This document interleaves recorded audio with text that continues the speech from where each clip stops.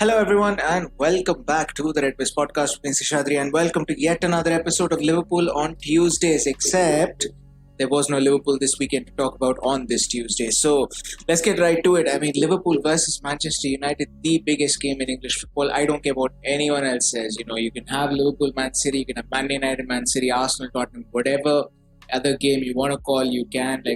It's just not going to beat Liverpool versus Manchester United because I think the two clubs have a combined, 120 major trophies and beyond, and it's by far and away the biggest game in English football. Now, obviously, in recent years, it's been hyped up a lot, and it's always given us a very nil-nil game. I think the last 3 or 4 times has always been nil-nil. Because both teams are very cagey. Like, you don't want to lose to your rivals because you're not going to hear the end of it. You're just not. So, I think a lot of these games were just players being just wary of the other team, really. But this Sunday was not the case. It was marred by protests at Old Trafford. Obviously, for those of you who've been following the news, Manchester United obviously involved with the Super League as one of the founding members. So that's obviously along with the 5 other quote-unquote big 6 of English football.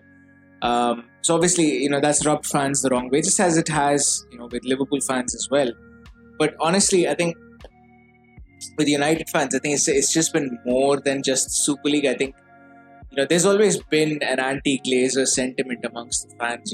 It's never really gone away ever since they took over. I think, what was it, like 2004? I think 2004, 2005, whenever that was, it was around that time. It was around the time of Istanbul. That's what I remember about this. So, it's never really gone away, and that sentiment is always there. It's reared its head at times. Obviously you've got stuff like the Green and Gold movement, I think, or the Green and Gold fans group or whatever, which is very anti-Glazer. You've got FC United of Manchester as well, stuff like that. So there's always been a very anti-Glazer sentiment because they don't understand the game of football. They don't understand the ethos of Manchester United as a club. And they're just out here to, make money. And to be fair to them, they have done that. They've made a lot of money. I think, a lot of what Manchester United is today as a commercial brand, it's kind of like the Los Angeles Lakers. You don't need to follow the NBA. It's kind of like Ferrari as well in Formula One or in motorsport in general. Like, you don't need to follow these sports, but you know these brands. You know Ferrari, you know the Lakers, you know Manchester United. And as much as it pains me, as a Liverpool fan, it basically is the truth. Manchester United is potentially the most global brand of a football team, at least in England for sure, and maybe up there with Real Madrid and Barcelona as far as football clubs in general go. But we're not here to talk about that. There were protests at Old Trafford before the Liverpool versus Manchester United game. Now, I can't lie, at the time I wasn't following it as keenly because I was watching Formula One. The Portuguese Grand Prix just happened, for those of you who follow the sport, and like a small detour from my football talk. So the Portuguese Grand Prix happened. It wasn't the most exciting race, but honestly it was okay. Still watchable, I think. Obviously Lewis Hamilton won the Grand Prix, Max Verstappen in second and Valtteri Bottas in third. But we're not here to talk about that again, so let's get back to the subject. There were protests, and I did sort of see headlines popping up as and when the race was going on. That's fine. But I think, the sort of true magnitude of it hit me only when I properly started reading what was going on after the race was over. There were protests that were planned, but I think things got out of hand pretty quickly. So we had, obviously, these things were supposed to start off peacefully. They always escalate whenever, especially when there's football fans involved. I think there's always potential to escalate, and it did in this case. So there were fans. Suddenly, the way I saw it, the way I read it, the sort of sudden news to me was fans were on the pitch, and it was chaos all over, and there were doubts as to whether the game would go ahead or not. It was at that point that that I truly started to sort of pay attention. And that was the case. We've got Manchester United's official statement here as well. Obviously, they've defended the right of their fans to exercise, and I'm quoting from their statement, to exercise their right to protest and express their opinion peacefully.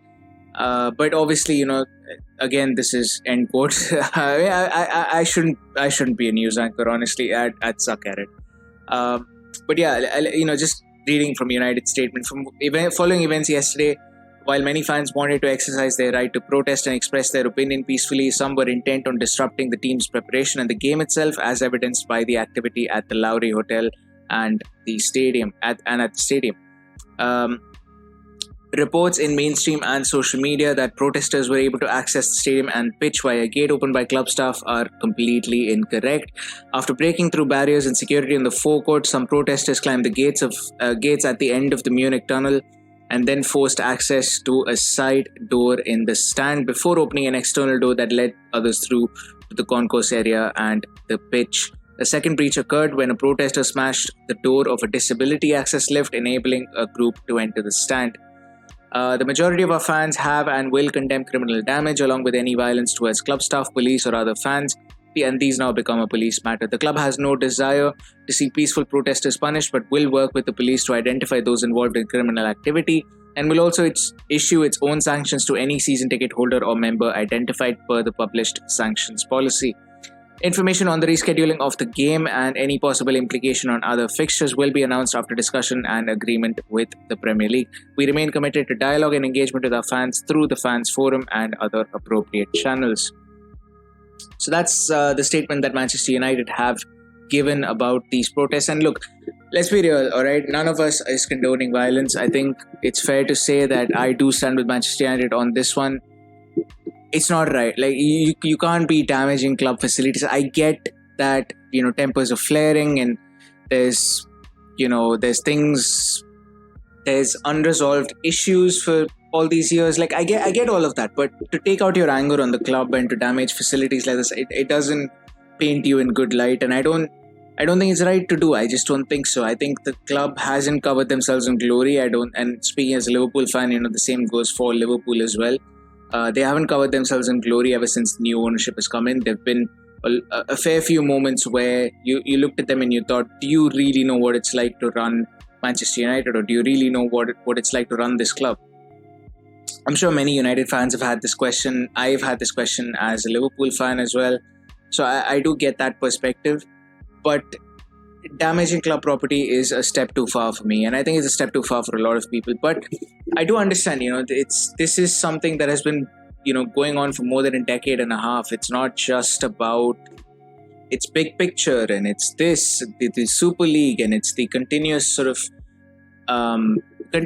undermining of what the club is. And I think that's what rubs fans the wrong way. Whether you're in your 20s or in your 80s, I think that's just you brought up with these ideals, and this is where, like, I think English sport differs, or at least English football differs from American sport, where you could move a franchise. Like the just to give an example from the the NFL, the Raiders, they've moved from Oakland to Las Vegas, and before Oakland they were somewhere else, I suppose.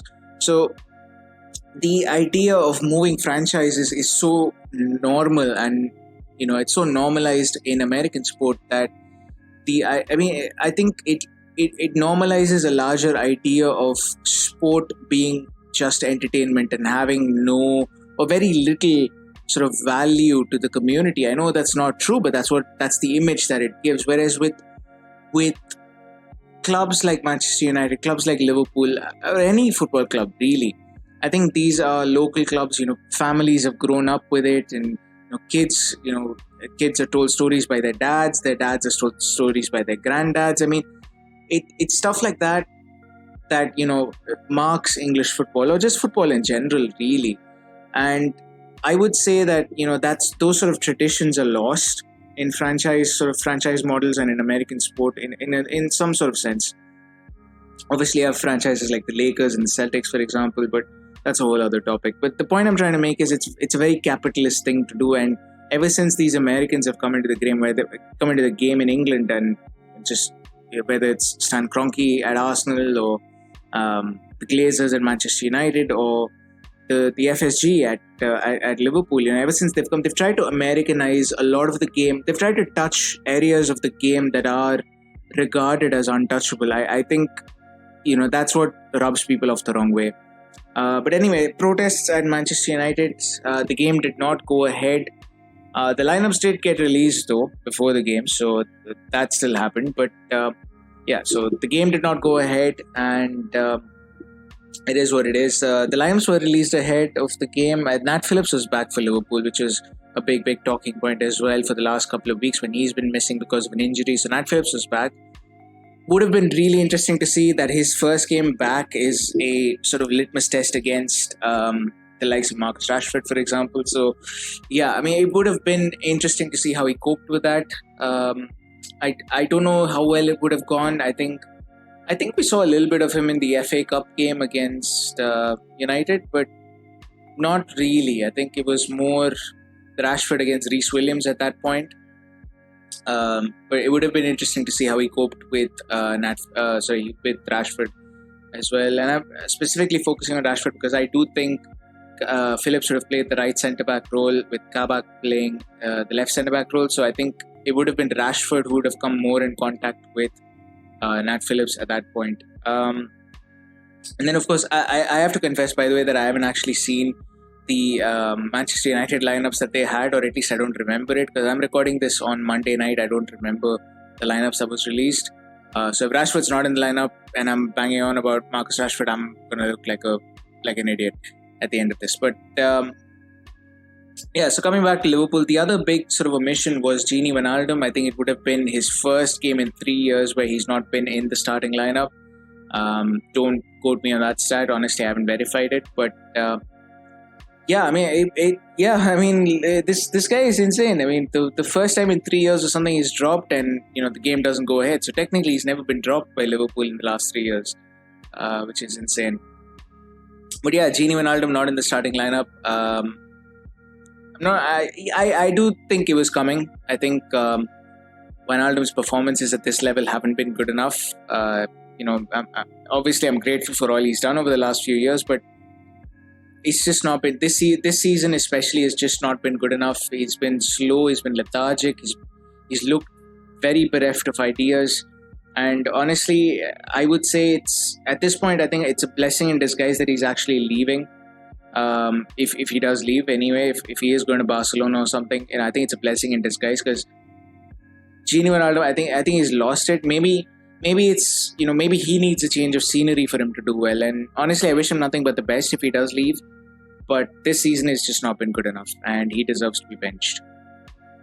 I think other than that, there weren't really any talking points. I think the rest of it was pretty much the same. I think Firmino was on the bench, or maybe he was playing 4-2-3.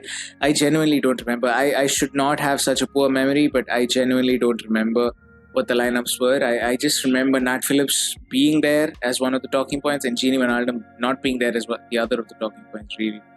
Again, I have no idea what Manchester United put out, but anyway, it doesn't matter in the end, does it? Because the game's not going ahead. So it doesn't quite matter in the end. I mean, I would have liked to see a game. I think everyone would have. I think there were a lot of people looking forward to this because I think in a long while, this might have been the first game without a 0-0. And I say that, I'm not saying that Liverpool would have beaten Manchester United. I think, it would have just been our annual shit show at Old Trafford, really. And at best, I think we'd have come out with a 0-0 or a 1-1 or something.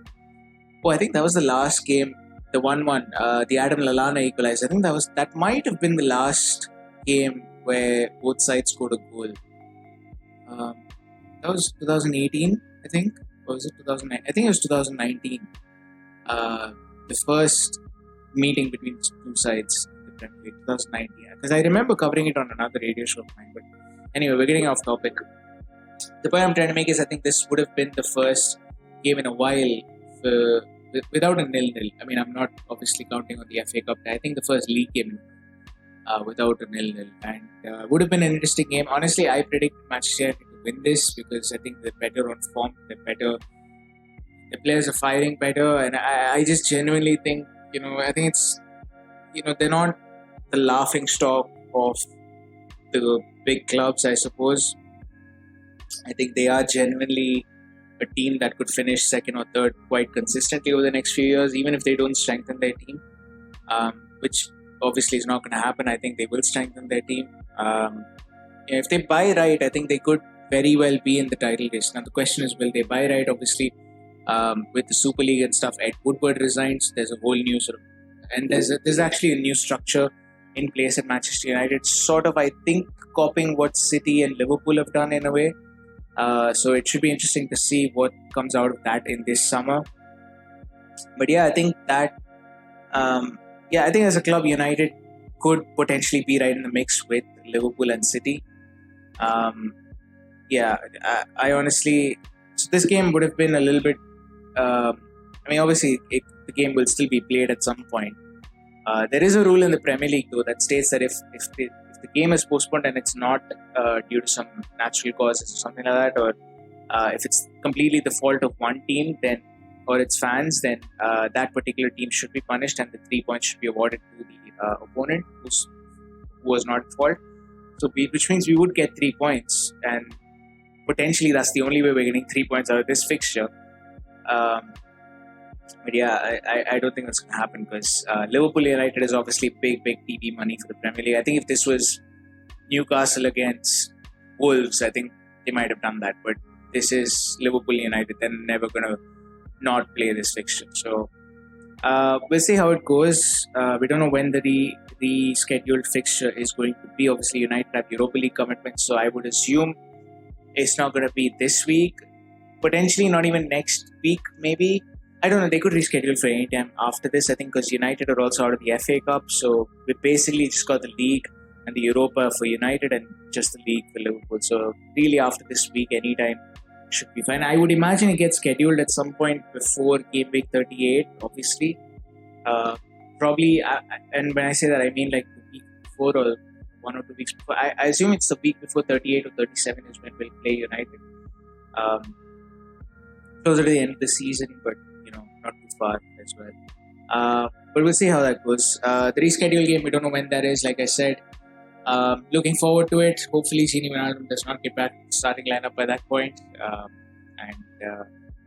Looking for a good performance, really. That's pretty much what I wanted to talk about. And as for the protests, honestly, I think it was coming. I don't have much to say about it. As a Liverpool fan, I think United fans will be a lot more vocal about it, will be a lot more vociferous about it. They have some strong feelings about the Glazers. We'll see how that goes. But do I think it's going to bring any long-term change? I don't think so. I don't think these American owners care for protests. Honestly, the amount of protests, speaking from a Liverpool perspective, the amount of backlash that these owners got, the FSG got for furlough, for the big picture project. You'd think they would have the common sense to not go through with the Super League, but they still went ahead and did it anyway. So it's just ridiculous. It just shows that they don't quite care for the fans. Nothing much to say. I don't think it's going to affect the Glazers one bit. If anything, they might actually use it as PR and drive their own commercial growth forward in some way, shape, or form. They're quite experts in doing that. But that's it. Those are my thoughts on the protests. Again, not even condoning violence, a little bit condemning it 100%, and hopefully we don't see a repeat of that at Old Trafford or at any other venue, really. So that's pretty much it, and I will see you guys next time. Stay safe, stay happy. I will see you guys next time. Goodbye.